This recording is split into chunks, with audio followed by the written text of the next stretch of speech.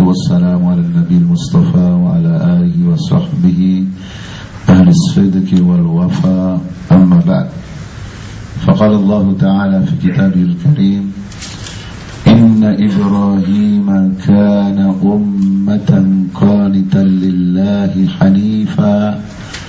حنيفا ولم يكن من المشركين شاكرا لأنعمه اجتباه وهداه إلى صراط مستقيم. Ikhwatul iman hafidhakumullah. Alhamdulillah pada siang hari ini kita dipertemukan kembali oleh Allah Subhanahu wa taala, pertemuan bulanan atau al-liqa asy-syahri dalam kajian tafsir maudhu'i atau tafsir tematik, yang pada siang hari ini Bapak Ibu sekalian kita mengangkat tema Ibrahim alaihi salatu wassalam, durusun wa ibar. Jadi tema Al-Quran ini adalah mengambil pelajaran dan ibrah dari Ibrahim alaihissalam, atau yang disebut oleh saudaraku tadi, belajar takwa dari Ibrahim alaihissalam agar supaya tidak sempit hanya takwa saja. Maka kita akan mempelajari Ibrahim alaihissalam secara utuh. Sudah bertentu pendekatannya menggunakan metodologi tafsir maudhu'i atau tafsir tematik, yaitu yang dominan adalah temanya, bukan urutan ayat per ayat sebagaimana dalam tafsir tahrili atau tafsir analisis. Bapak sekalian, diperlukan ada muqaddimah atau pengantar untuk memahami tema ini. Pengantar itu adalah Al-Quranul Karim merupakan kitabul hidayah, kitab petunjuk, sehingga seluruh yang disampaikan oleh Al-Quran pada umat manusia pada dasarnya adalah sebagai petunjuk, termasuk ketika menurunkan kisah para nabi, para rasul atau manusia-manusia terbaik. Pada dasarnya ini bentuk daripada petunjuk Allah Subhanahu wa ta'ala. Nah, di dalam Al-Quran Bapak Ibu sekalian, petunjuk Allah itu tidak cukup berupa kalimat-kalimat ikhbariyah, ungkapan-ungkapan yang bersifat informatif, dan juga tidak cukup dengan kalimat-kalimat insya'iyah, yaitu redaksi yang bersifat instruksif. Tetapi hidayah Al-Quran itu sangat jelas.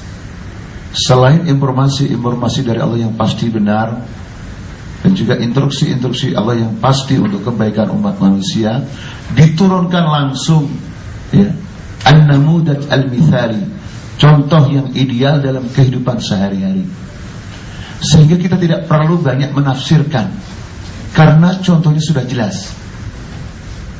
Kita beri contoh saja Bapak sekalian, ketika begitu banyak ayat-ayat yang berbicara tentang pentingnya belajar, maka Allah Subhanahu wa ta'ala tidak sekedar menurunkan ayat-ayatnya yang berbicara tentang ilmu, seperti hal yastawil ladina ya'lamun wal ladina la ya'lamun, apakah sama orang-orang yang berilmu dengan orang-orang yang tidak berilmu? Sudah begitu tidak sama. Begitu pentingnya ilmu sampai Allah Subhanahu wa ta'ala mengajarkan kepada kita untuk selalu bermohon kepadanya dan minta ditambah. Itu hanya ilmu saja. Wa qur rabbi zidni ilma, dan katakan Rabbi, wahai Tuhanku, zidni, tambahilah aku ilman, ilmu. Tidak ada doa kita di Quran Bapak Ibu sekalian yang menggunakan ungkapan zidni, tambahilah aku, kecuali ilmu, kecuali minta ilmu, minta harta, lagi minta istri Pak, nggak ada. Wa qur rabbi zidni zaujatan, ya Allah tambahilah aku istri, nggak ada. Yang ada apa? Ilmu.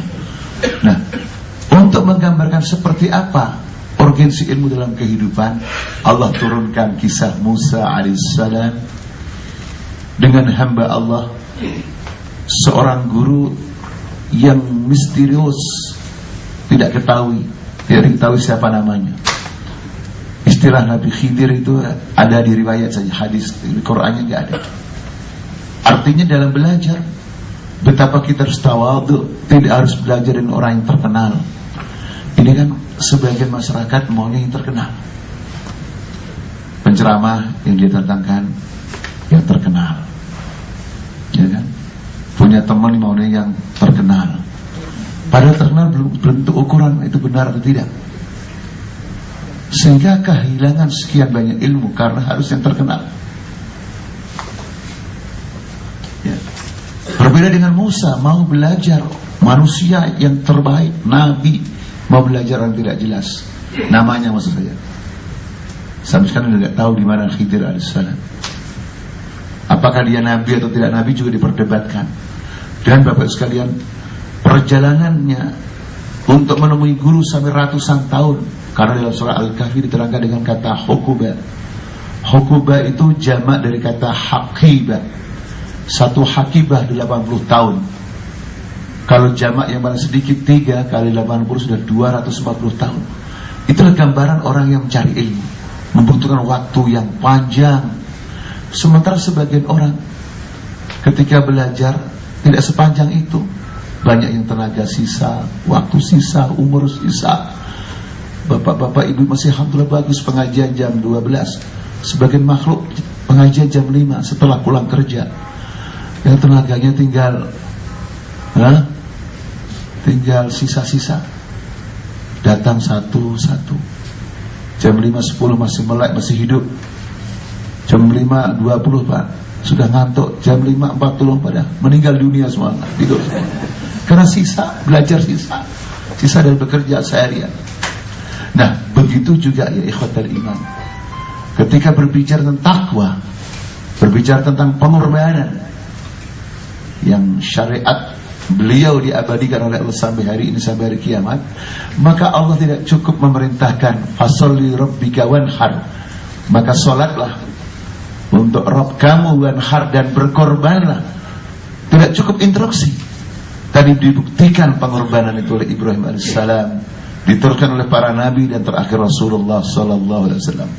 Sehingga kita mengetahui secara terang benderang bagaimana sebuah pengorbanan itu, bagaimana sebuah takwa itu tidak difahami dalam pendekatan akademis, apa itu definisi takwa dan sebagainya. Tidak cukup itu.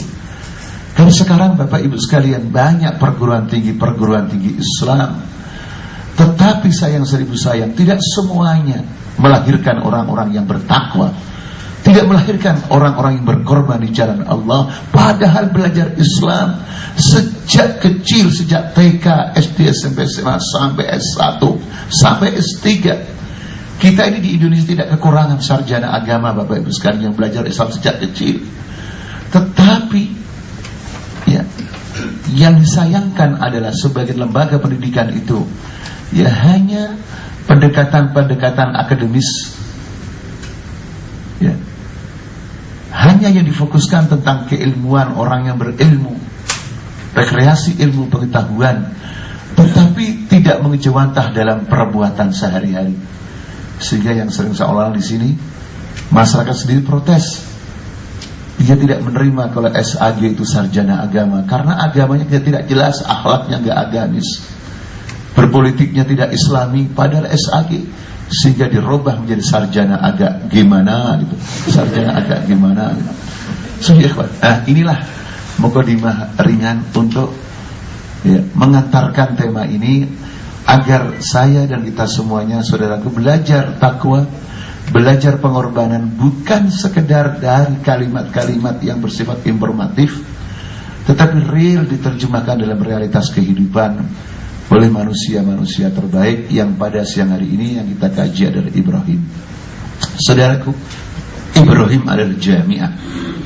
Ibrahim alaihissalam adalah universitas, adalah perguruan tinggi yang tidak kering. Mata pelajaran, silabus atau kurikulum dari kehidupan beliau. dan seluruhnya adalah menggambarkan sosok yang utuh, hamba Allah yang bertakwa, hamba Allah yang mutajarrid, totalitas hidupnya hanya untuk Allah. Apa saja kurikulum atau silabus yang kita ambil dari sebuah perguruan tinggi yang bernama Ibrahim alaihissalam? Yang pertama, Bapak sekalian, daurul fata fit taghyiri ilal afdal. Dan seorang lagi, tulisan-tulisan di sini sengaja tidak pakai harokat, tidak pakai atau gundul, karena antum sudah S3 semuanya, udah lama pengajian di sini ya. Jadi kalau saya harokati nanti pelecehan intelektual itu namanya. Daurul fata, peran pemuda, fitaghyiri, dalam perubahan, ilal afdal, menuju yang lebih baik. Kenapa ini penting saudara sekalian? Karena sekarang ini ada sebagian masyarakat yang penting itu berubah. Bapak Ibu masih ingat di tahun 99 atau 98 ketika apa katanya? Reformasi. Ya. Apa Pak ditandai apa dari reformasi dulu awal-awalnya itu? Toko dijarah. Ya. Orang merusak. Katanya, kenapa Bapak mengambil kulkas dari tokonya orang? Ya. Apa jawabnya Pak? Sebagian rakyat pada waktu itu, Bapak tidak tahu, sekarang itu reformasi. Di reformasi ditandai dengan mengambil. Jadi yang penting berubah. Yang penting berubahnya rezim yang lama menuju rezim yang baru. Rezim yang baru pasti baik atau belum tentu? Sampai ada orang mengatakan mendingan zaman dahulu, beras nggak mahal, ya kan? Ya, ini sama dengan kisah seseorang yang merindukan pencuri pertama, sampai mengatakan rahimallahu as-sariqal awwal, semoga Allah merahmati pencuri yang pertama. Jadi pencuri didoakan. Kenapa Pak kisahnya? Karena pencuri yang pertama walaupun pencuri masih mending. Jadi dia mencuri kain kafan, mayat dikubur, kain kafannya diambil, tetapi mayatnya dikubur kembali. Itu maling pertama. Maling kedua ngambil kain kafan juga, tapi mayatnya nggak dikuburkan, digeletakin di atas tanah. Maling yang ketiga, ya, tidak sekedar tidak dikubur, tidak sekedar digeledakin, dimakan itu mayatnya Pak. Di negara mana Pak ada orang makan mayat itu? Sehingga orang merindukan, wah masih bagus pencuri, karena cuma ngambil. Lupa pencuri kedua, pencuri ketiga, belajar pasca sarjananya, siapa yang ngajari? Pencuri yang pertama. Jadi saudara sekalian, hafizakumullah, pemuda di dalam Al-Quran Karim diambil dari kisah Ibrahim adalah mempunyai daur peran dalam merubah masyarakat menuju yang lebih baik, bukan sekedar merubah. Dari mana itu bahwa Ibrahim disebut pemuda? Bapak Ibu ingatkan dalam surat Al-Anbiya ketika patung-patung berhala-berhala itu dihancurkan semuanya, ya. Masyarakat bersama raja yang zalimnya berkata, siapa itu yang berani-beraninya menghancurkan Tuhan kita, ya, berhala kita? Maka akan dijawab, qalu sami'na fatan yadhkuruhum yuqalu lahu Ibrahim. Mereka menjawab, kami mendengar yang menghancurkan itu pemuda fata yang bernama Ibrahim. Masya Allah. Jadi Bapak Ibu kalau mau punya anak yang menghancurkan berhala-berhala, berilah nama Ibrahim atau fata. Jangan aktivis dakwah, Ustadz punya anak, kaosnya namanya bukan Fata Ibrahim, tapi kaosnya namanya Ronaldo, namanya apa lagi Pak? Messi wa ma adraka ma Messi, namanya Marobuna. Tahu Marobuna? Marot itu penyakit Pak. Marobuna, tengah malam bangun hanya untuk menyembah bola. Dari awal anak kita harus tahu bahwa pemuda adalah agen perubahan, bukan sekedar berubah, tapi harus ilal afdal. Karena yang merubah menjadi lebih buruk juga pemuda juga. Makanya orang-orang yang merusak kaum kiri atau apapun namanya, yang digarap adalah anak-anak muda, bukan orang tua. Karena tahu mereka, walaupun mereka orang gak benar, tapi orang tahu bahwa orang tua sebentar lagi menjadi ahli kubur. Maka yang dibina adalah pemuda-pemuda di kampus, pemuda-pemuda di perusahaan, sehingga aliran-aliran sesat itu yang digarap pemuda, bukan orang tua, Bapak Ibu sekalian. Ini pelajaran yang pertama yang harus kita ambil, sehingga Bapak Ibu, kita semuanya harus punya skala prioritas atau fiqhul aulawiyat di dalam memperbaiki ya perusahaan kita, memperbaiki perumahan kita, memperbaiki daerah kita, memperbaiki bangsa dan negara kita. Fokus kita itu harus pemuda. Bukan berarti kita tidak memperhatikan orang tua, anak kecil, bukan. Tetapi dibagi waktunya ya, dengan memberikan skala prioritas kepada pemuda. Ini yang pertama. Dan nanti saya contohkan lagi supaya tidak kita katakan itu kan cuma Ibrahim saja. Mari kita lihat Ashabul Kahfi yang jumlahnya cuma 7, ditambah ya anjingnya 8, sab'atun wa thaminuhum kalbuhum. Berani menghadapi raja dengan seluruh kekuatannya, dananya, prajuritnya, dan ya fasilitas yang lainnya. Ternyata mereka juga pemuda, kata Allah Subhanahu wa ta'ala. Apa kata Allah? Innahum fityatun amanu birabbihim wa zidnahum huda. Sesungguhnya mereka fityah, pemuda. Fityah itu jamak dari kata fata. Kalau fata itu satu, kalau fityah itu banyak. Tapi bukan asal pemuda, tapi amanu birabbihim, mereka beriman kepada Rabbnya. Ini yang pertama ya. Yang kedua sekalian, kurikulum kehidupan yang kita ambil dari sebuah universitas yang bernama Ibrahim As-Salam adalah at-tadhiyatu muqtadal iman. At-tadhiyatu, pengorbanan. Jadi bahasa Arab berkorban itu bisa at-tadhiyah, bisa al-udhiyah pakai hamzah, bisa juga al-adha. Maka hari raya korban disebut Aidul Adha. Jadi berkorban itu merupakan muqtadal iman, konsekuensi logis daripada keimanan, merupakan tuntutan keimanan. Jadi kalau bapak imannya benar, ibu imannya benar, dan semoga saya juga imannya benar, tandanya adalah dia berkorban. Orang kafir berkorban kepada tauhidnya, pada Tuhan-Tuhannya, patung-patungnya, pemimpin-pemimpinnya.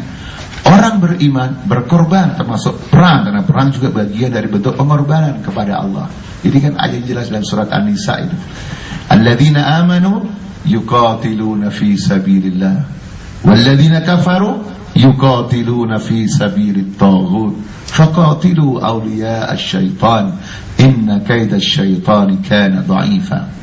Orang-orang yang beriman pakai aman, yuqatiluna fi sabilillah, mereka berperang di jalan Allah. Walladzina kafaru, dan orang-orang kafir, yuqatiluna fi sabilit taghut, berperang di jalan taghut. Jelas sekali bahwa al-iman yaqtadi, iman itu menuntut adanya sebuah pengorbanan sampai perang sekalipun, jiwa dan raganya. Mari kita lihat gambaran daripada pengorbanan orang kafir dalam menghalang-halangi ajaran Islam. Bapak Ibu bisa lihat dalam surat Al-Anfal, apa kata Allah? Innal ladzina kafaru yunfikuna amwalahum liyasuddu an sabilillah. Sesungguhnya orang-orang kafir yunfikuna, mereka menginfakkan, membelanjakan, menggelontorkan amwalahum. Apa amwalahum artinya, Bapak? Uang. Harta-hartanya. Jamak dari kata mal. Kalau harta satu itu mal, kalau banyak amwal. Yang ibu-ibu terjemahkan mal adalah mall. Karena kalau nggak punya mal nggak bisa ke mall. Jadi bukan sedikit, tapi amwal, dana-dananya. Tidak ada ungkapan qalilan, sedikit, uang recehnya nggak ada. Untuk memertatkan kaum muslimin butuh dana banyak.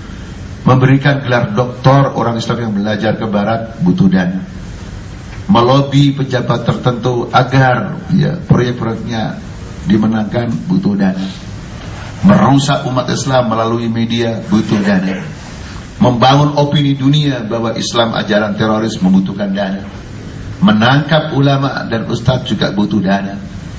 Sementara sebagian kaum muslimin ketika berjuang untuk Islam dengan seluruh dananya atau dengan uang receh, Pak. Sementara kaum muslimin ketika berjuang sejak kecil muda atau ketika nunggu pensiunan. Sehingga ya ikhwatal iman, bisa-bisa tidak sebanding. Berbeda dengan Ibrahim alaihissalam, beliau korbankan seluruh potensi yang dimiliki.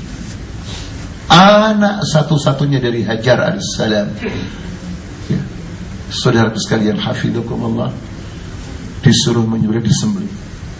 Nanti akan kita lihat di nomor 3 ini, betapa keluarga Ibrahim alaihissalam betul-betul merupakan al-uswatul hasanah. Jadi yang ketiga, Ibrahim wa usratuhu al-uswatul hasanah. Ibrahim dan keluarganya adalah teladan terbaik dalam kehidupan ini dan melahirkan ya keturunan terbaik di dunia ini. Karena orang yang terbaik siapa Bapak Ibu? Muhammad bin Abdullah sallallahu alaihi wasallam. Keturunan siapa? Ibrahim dari garis Ismail. Subhanallah. Nah sekarang pertanyaannya, seperti apa keluarga terbaik di dunia ini? Dan ini ukurannya adalah Allah, ukuran dari Allah, bukan ukuran manusia. Ini penting saudara sekalian, kita bercermin belajar dari Ibrahim tentang rumah tangga keluarga yang terbaik. Kenapa? Karena tidak mungkin ada negara di dunia ini dipimpin oleh orang yang terbaik kalau bukan berasal dari keluarga yang terbaik. Tidak mungkin. Tidak mungkin. Maka perbaikan sebuah negara harus dimulai dari perbaikan keluarga. Karena negara ini terdiri dari masyarakat, dan masyarakat ia takawwanu minal usar. Masyarakat itu terbentuk dari beberapa keluarga. Dan keluarga yang bertakwa, yang berkorban di jalan Allah di dalam Al-Quran dicontohkan adalah keluarga Ibrahim. Mari kita lihat yang pertama. Keluarga yang ideal, keluarga terbaik itu ternyata dimulai dari seorang bapak As-Sadiq, Al-Abu As-Sadiq, bapak yang jujur. Mari kita lihat kejujuran Ibrahim alaihissalam di dalam menerima perintah Allah, kejujuran beliau di dalam bertakwa kepada Allah subhanahu wa ta'ala. Hanya melalui mimpi bahwa beliau diperintahkan Allah untuk menyembelih anaknya, langsung instruksi itu ya disampaikan pada anaknya. Itu kan lihatnya di mimpi ya. Bukan kok Jibril datang berdialog dengan beliau. Karena di antara kaifiyah cara wahyu turun ke dunia itu di antaranya melalui mimpi. Berbeda dengan Al-Quran, semuanya melalui wasithah. Al-Quran itu semuanya melalui perantara, yaitu Jibril alaihissalam. Tapi nabi-nabi yang lain, termasuk Nabi sendiri ketika bukan Quran, wahyu itu diantaranya mimpi. Apa kata Ibrahim alaihissalam di dalam surat As-Saffat, surat nomor 37, surat yang jatuh setelah surat Yasin. Surat Yasin kan surat yang paling dicintai orang-orang Indonesia. Ayat 102 sampai 112 ke 101. Ibrahim alaihissalam mengatakan kepada anaknya, ya bunai, inni ara fil manami anni adbahuk. Ya bunai, wahai anak kesayanganku. Bapak Ibu, bedanya ibni dengan bunayya, sama-sama anak. Kalau ibni, wahai anakku, itu panggilan biasa. Tapi kalau bunayya, panggilan kesayangan, kemesraan, yang memanjakan. Ini juga pelajaran yang bisa saya ambil dan Bapak ambil. Kalau memanggil anak, panggillah anak itu yang terbaik, yang paling menyenangkan hatinya. Jangan sekali-kali kita tidak jujur walaupun hanya mengenai panggilan. Karena maaf-maaf saja, ada sebagian orang tua yang sudah biasa korupsi, dimulai mengkorupsi nama anaknya. Saya contoh aja nih. Dia kasih nama anak yang terbagus, yaitu Abdullah, hamba Allah. Dipanggilnya apa? Bukan Abdullah, betul. Dia sudah belajar korupsi. Dari dikorupsi, anaknya dulu. Lama-lama tetangganya ngikuti kan. Beliau jujur dalam manggil anaknya, dan bukan salah, di atas kejujuran. Tidak cukup dengan ya ibni. Kalau manggil wahai anakku ya ibni, sudah jujur itu karena memang anaknya. Tetapi beliau memilih yang lebih memanjang lagi, ya bunayya.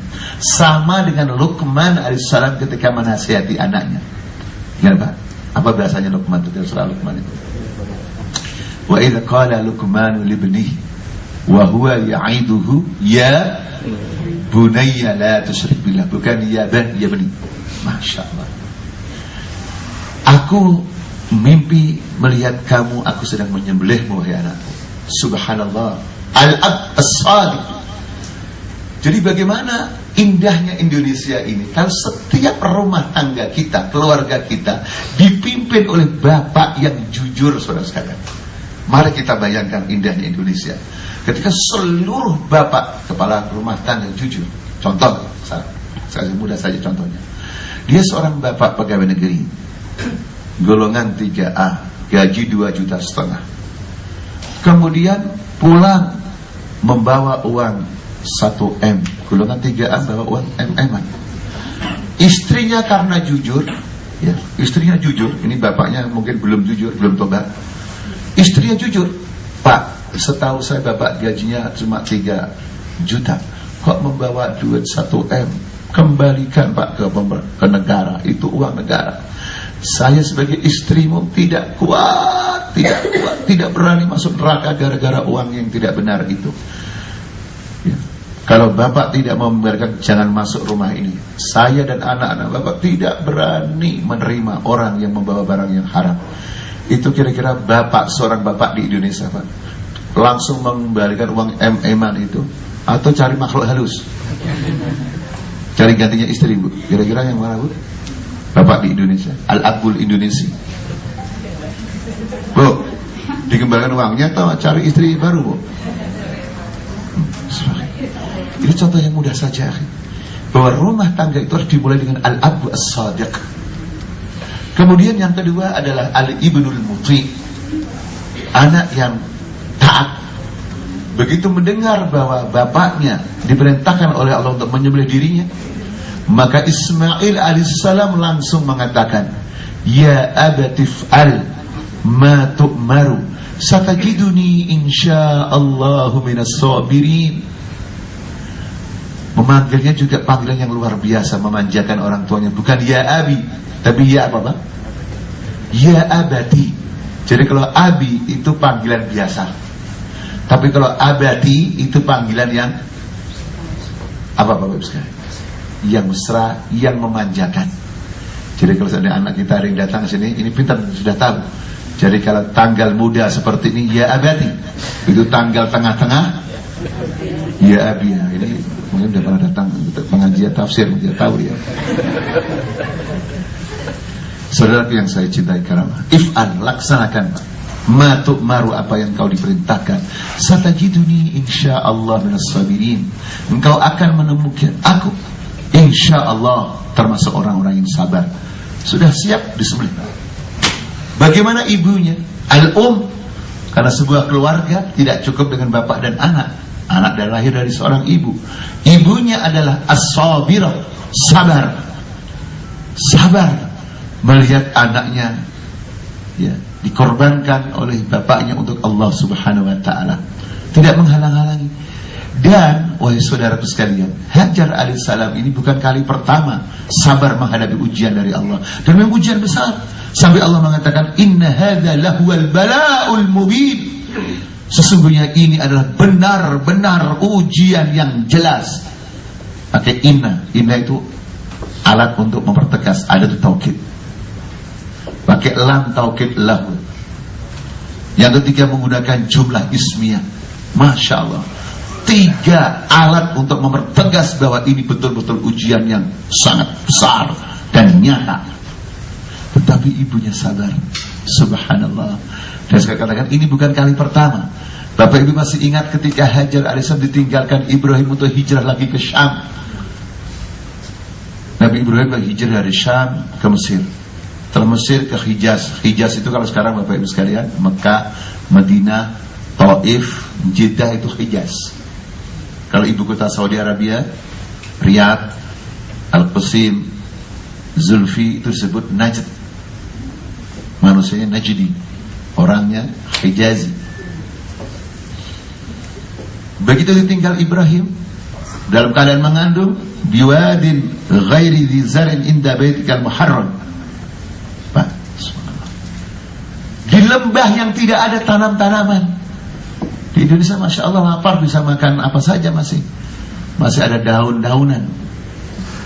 Di sanalah tanaman syaikh ditinggalkan. Bertanyalah Hajar, ya Ibrahim, ini perintah Allah atau kemauan kamu sendiri meninggalkan saya dalam keadaan mengandung? Ibrahim alaihissalam, Bapak Ibu, tidak bisa menjawab. Wallahu alam kenapa beliau tidak menjawab. Tapi saya secara pribadi, wallahu alam, membacanya, seorang nabi walaupun manusia terbaik, tetap sifat kemanusiaannya masih ada. Karena nabi tidak akan berubah menjadi apa, Pak? Tidak akan berubah menjadi malaikat, apalagi tidak berubah menjadi Tuhan. Meninggalkan istri sendirian dalam keadaan hamil. La makanan wala minuman ya ikhwatal iman. Akhirnya Ibrahim jalan lagi. Begitu jalan lagi, Hajar bertanya lagi, ya Ibrahim, ini kemauan kamu sendiri atau perintah Allah? Baru Ibrahim menjawab salam, ini adalah perintah Allah, amrullah. Begitu mendengar ini perintah Allah, langsung Bapak Ibu sekalian, istrinya menjawab, idzan lan yudayyi'anillah. Kalau begitu Allah pasti tidak akan menyia-nyiakan saya. Subhanallah. Bapak Ibu, kira-kira kalau aktivis pengajian di Telkomsel sudah 20 tahun ngaji, 20 tahun ditinggalkan suaminya sendirian, jawabnya apa, Bu? Kira-kira, Bu? Ibu mengandung ditinggalkan sendirian, kira-kira idzan lan yudayyi'anillah atau kaki suami dipegang, Bu? Subhanallah. Sekarang saya bertanya, seorang bapak Ibrahim seperti itu luar biasanya.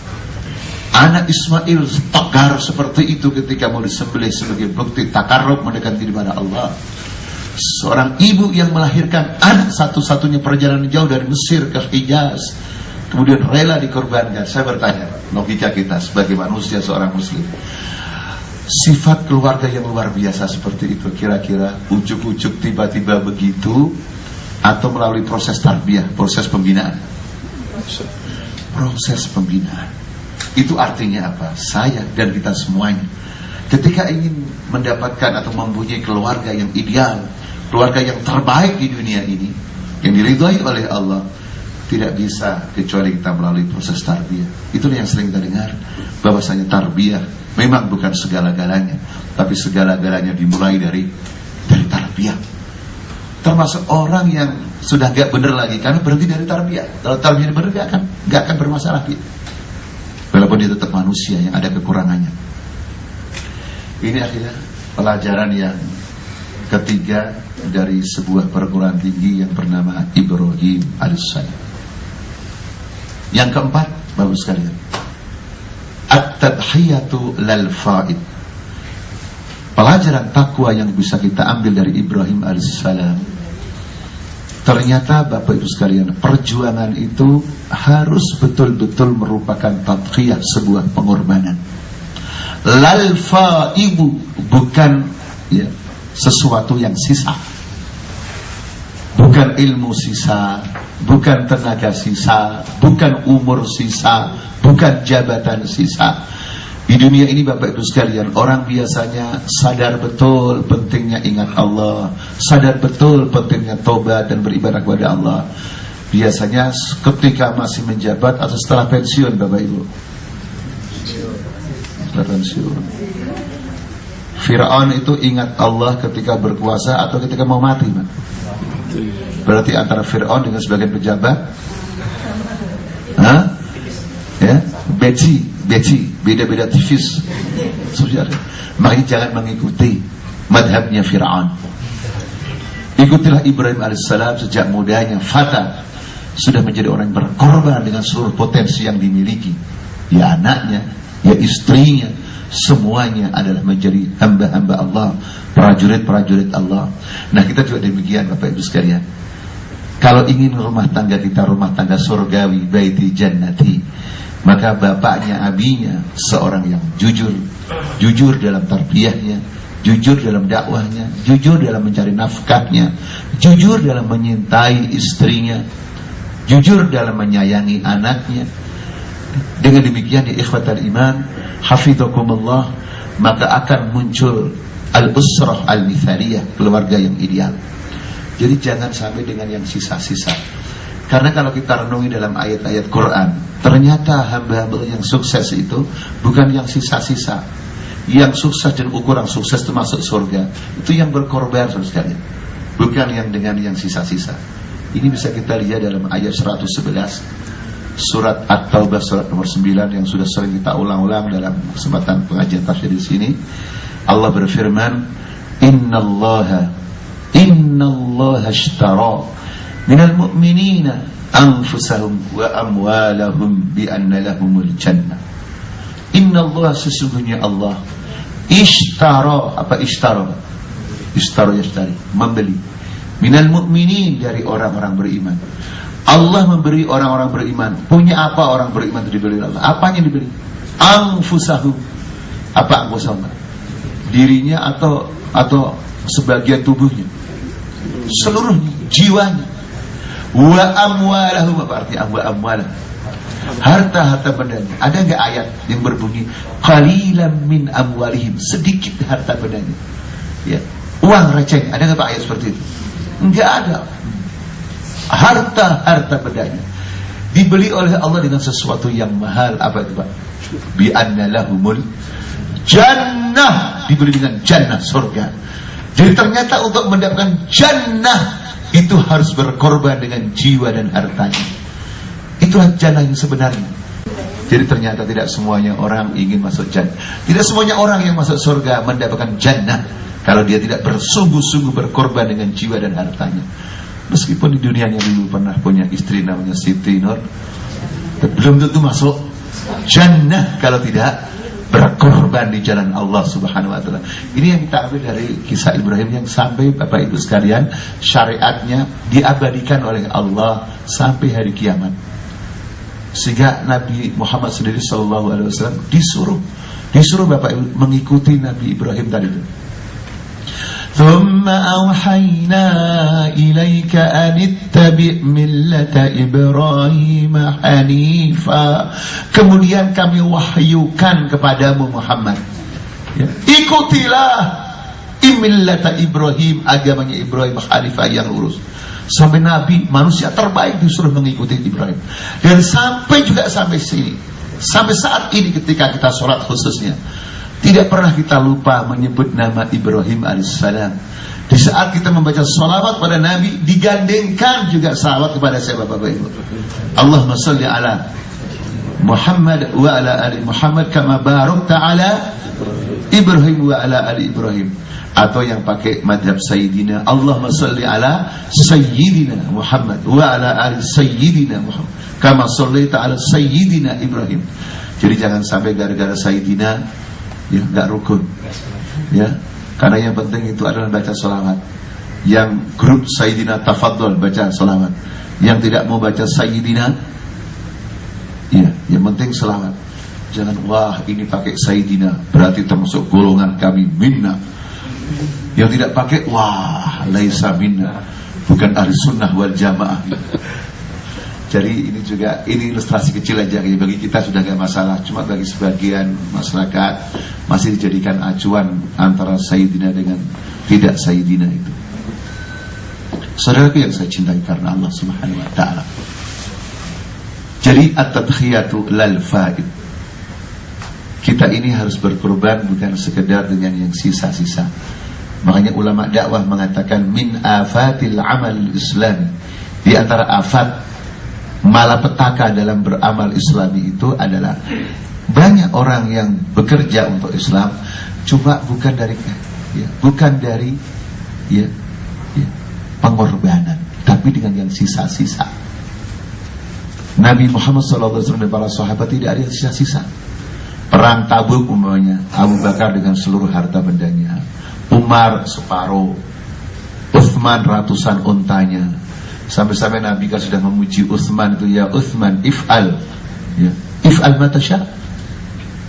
Baik Uthman lakukan apa saja, menggambarkan Ya bukan melakukan apa saja berarti suruh berbuat maksiat, tidak. Menggambarkan seolah Utsman sudah jadi jaminan masuk surga tanpa hisab. Dan memang bukan seolah-olah, memang begitu. Karena beliau termasuk 10 sahabat yang pasti masuk surga. Jadi memang semuanya pengorbanan, saudara sekalian. Abu Bakar, Umar, Utsman, Ali menjadi pemimpin, menjadi khalifah. Ya.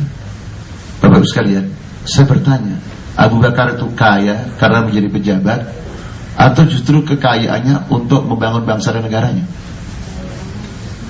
Pak, Abu Bakar itu kaya karena beliau bisnis, banyak bisnisnya, atau kaya dulunya miskin kemudian kaya setelah jadi pejabat? Apa bedanya dengan pejabat sekarang? Bapak Ibu kan dengarkan berita 1,5 tahun ini angka kekayaan pribadi orang Indonesia melejit, terkaya di Asia Tenggara, di saat masyarakatnya miskin, minal masakin, yang dimasakin mertua dan orang tuanya. Sahih ikhwah. Kita tidak melarang orang kaya, ya ikhwah. Kaya itu sebuah energi untuk membangun negara, membangun dakwah. Tapi yang menjadikan masalah adalah ketika masyarakat tidak percaya. Karena dulunya ketika belum menjadi pejabat miskin, pas-pasan, nggak ada yang nambah, pas, rumah juga pas, ya, kendaraan juga pas, bahkan mungkin ngojek. Tapi setelah menjadi pejabat, semua nambah, rumahnya nambah, mobilnya nambah, kabelnya nambah, apalagi Pak yang nambah? Istrinya nambah. Ini yang kadang-kadang membuat orang tidak fikoh, tidak percaya. Kaya, nah kaya, kita senang punya saudara kita kaya. Tetapi kekayaan itu ditengarai, ya, mendapatkannya dari kesempatan dia menjabat itu bermasalah. Kecuali kalau takjir pengusaha, tidak ada orang yang iri. Ini harus kita fahami sekalian. Hafidhakumullah. Ya. Mereka semuanya kekuasaannya, jabatannya, kekayaannya untuk berjuang di jalan Allah. Itulah Ibrahim alaihissalam. Itulah keturunan Ibrahim alaihissalam. Itulah Rasulullah sallallahu alaihi wasallam. Akhir logikanya, kalau Nabi kawin dengan janda yang kaya, itu begitu si istrinya meninggal, dapat warisan banyak kan? Sahih. Khadijah orang kaya, ikhwatal iman, hafidhakumullah. Tapi kita tahu Nabi meninggal dunia, meninggalkan apa? Nabi tidak meninggalkan dinar wala dirham. Nabi meninggalkan Islam, meninggalkan Alkitab was sunnah. Subhanallah. Ini pelajaran yang kita ambil dari nomor 4. Yang kelima, wujubu tahqiqit taqwa fil ibadat la mujarradu isqat al-wajibat. Kewajiban kita semuanya untuk mewujudkan tahqiq, merealisasikan takwa di dalam beribadah kita kepada Allah. Jadi dalam beribadah tidak sekedar menggugurkan kewajiban, alhamdulillah saya sudah selesai sholat duhur, la. Itu hanya fikul ahkam. Alhamdulillah saya sudah haji, la, tidak cukup dengan gugurnya kewajiban haji. Alhamdulillah saya sudah selesai puasa 30 hari atau 1 bulan, la. Seluruh ibadah itu dalam Islam, seperti dicontohkan Ibrahim alaihissalam, seluruhnya harus melahirkan takwa. Sama ketika kita berpuasa, ketika kutiba alaikumus siyam kama kutiba alal ladzina min qablikum la'allakum takwa. Nabi Ibrahim ketika haji, dan haji itu adalah syariatnya Ibrahim alaihissalam, maka apa bekalnya? Takwa. Wa tazawwadu fa inna khairaz zadi takwa. Maka ini juga kado untuk bapak kita, ibu kita, tetangga kita. Kalau mau pergi haji, bekal yang paling mahal takwa. Jangan malah pergi haji setiap hari dibongkar, dipasang lagi kopernya, takut jengkol belum masuk. Jengkol masih mending, ini rokok. Mau haji malah menjadi ahlul hisab. Sebagian orang ini nggak boleh seperti itu. Takwa termasuk dalam berkorban yang sampai kepada Allah, bukan darah dan juga bukan dagingnya. La yanalallahu luhumuha wala dima'uha walakin yanaluhu taqwa minkum. Sama ketika kita berpolitik, berbangsa dan bernegara, termasuk dalam membangun hubungan bilateral dengan negara yang lain, itu lagi-lagi bukan sekedar kita berkuasa, dihormati. Ketika lewat jalan tol semua suruh minggir, dia lewat sendirian, dikawal. La ya ikhwatal iman, Allah subhanahu wa ta'ala lagi-lagi menyebut takwa. Itu bisa Bapak Ibu lihat dalam surat At-Taubah ayat pertama sampai ayat 5. Ya kan? Subhanallah. Illal ladzina ahadtum minal musyrikin thumma lam yankusukum syai'a wa lam yudhahiru 'alaikum ahadan fa'atimmu ilaihim ahdahum ila muddatihim innallaha yuhibbul muttaqin. Masyaallah. Ketika menegakkan hukum-hukum dalam berbangsa dan bernegara, yang membunuh harus dikisos sehingga nyawa umat manusia terjaga. Tidak kayak seperti sekarang, nyawa orang gampang melayang. Hanya uang ribuan saja, ratusan ribu bisa mati ditusuk oleh manusia yang lainnya, karena gak ada hukum Allah. Tetapi Allah berfirman dalam surah Al-Baqarah, walakum fil qisasi hayatun ya ulil albab la'allakum tattaqun. Bahkan ketika bergaul, ta'aruf kita, saling berkenalan. Ini sering seolah-olah ta'aruf ini sesuatu yang paling disenangi oleh ikhwan dan akhwat. Karena biasanya kalau sudah ta'aruf, sebentar lagi apa Pak? Hah? Ini saya mendengar bocoran dari teman-teman ini. Ngapain ngaji tarbiyah? Ngaji terus tapi gak pernah disuruh ta'aruf saya. Jadi gak semangat. Kalau ngaji jangan sampai tujuannya ta'aruf. Justru ta'aruf tujuannya untuk ngaji. Maka apa kata Allah? Ya ayuhan nas, inna khalaqnakum min dzakari wa untha wa ja'alnakum syu'uban wa qabaila lita'arafu inna akramakum indallahi atqakum. Ini kita maksud tadi, seluruh ibadah kita, ibadah mahdoh, ibadah sosial, ibadah apapun namanya, itu tidak sekedar menggugurkan kewajiban, tapi harus melahirkan apa? Takwa. Sehingga setiap saat kaum muslim itu seharusnya lebih baik. Pulang haji mabrur, ciri-ciri haji mabrur ya orang yang paling banyak memproduksi mabrurnya, bir kebajikannya. Sehingga logikanya 200 juta kaum muslimin, bahkan lebih 220, itu kan setiap tahun menjadi agen perubahan yang lebih baik. Karena haji mabrur. Berarti kalau tidak merubah lebih baik, dikhawatirkan hajinya bukan mabrur. Bapak belur, sudah jual tanah gak mabrur lagi. Sama ketika puasa, ibadah tahunan, itu kan anakum tataku. Sehingga logikanya kaum muslimin di dunia, di negara manapun, kondisi harus lebih baik. Ini yang kita maksud bahwasanya kita wajib untuk mewujudkan takwa, bukan sekedar menggugurkan kewajiban. Kalau menggugurkan kewajiban itu pendekatannya hanya sekedar fiqhul ahkam, fikih hukum, sah atau tidak sah, ya, itu fikih hukum. Tapi kalau takwa berarti fiqhul qulub, karena takwa tempatnya di hati. Makanya Al-Quran dalam surah Al-Hujurat mengatakan, ulaika alladzina imtahanallahu qulubahum littaqwa. Atau Nabi mengatakan at-taqwa hahuna. Nabi menunjukkan kepada dadanya, pada hatinya, menunjukkan bahwa takwa itu dalam hati. Tapi jangan difahami begini, kayak sebagian orang saya pernah mendengar, Ustaz, ngapain kita harus menutup aurat, berjilbab? Berjilbab juga ada yang gak benar.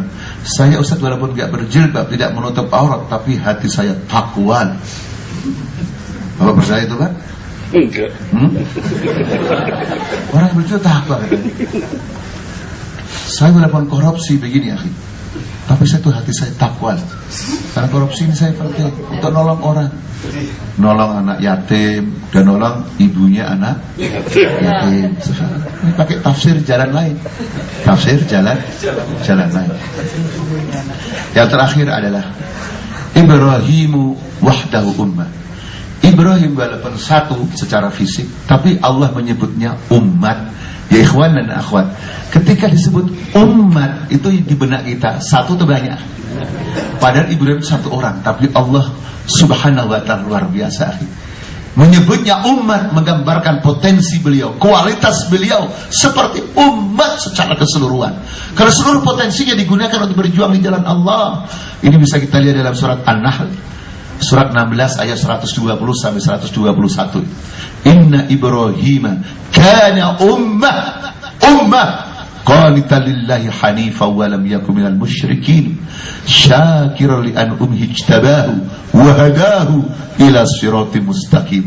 Jadi PR bagi saya, bagi kita semua Bapak Ibu sekalian, bagaimana kita secara fisik zahirnya satu orang, tapi peran kita, kontribusi kita dalam berbangsa dan bernegara, kontribusi kita dalam berdakwah, dalam tarbiyah, seolah-olah umat secara keseluruhan. Karena dimanapun kita memberikan kontribusi terbaik. Dalam rumah tangga kita terbaik. Di keluarga besar kita terbaik. Di RT RW kita terbaik. Di partai kita, kalau punya partai, kita yang terbaik. Di kampus kita jadi dosen, kita yang terbaik. Di perusahaan kita berubah yang terbaik. Sehingga di mana-manapun dia terbaik, sehingga menjadi ummah. Ini saudara sekalian yang harus kita betul-betul pegang ketika kita mengambil pelajaran dari Ibrahim alaihissalam tentang takwa dan kebaikan yang lainnya secara menyeluruh. Bapak sekalian, semoga tema-tema seperti ini sekali lagi bukan sekedar kekayaan intelektual, tapi semoga menjadi kekayaan dalam kehidupan kita, bisa kita terjemahkan dalam kehidupan sehari-hari, di rumah kita, di perusahaan kita, sehingga Bapak Ibu sekalian yang saleh dan salihah di mana-mana pun menjadi anasir taghyir, agen-agen perubahan ilal afdal, menuju yang lebih baik. Wallahu a'lam bishawab. Assalamualaikum warahmatullahi wabarakatuh. Waalaikumsalam warahmatullahi wabarakatuh.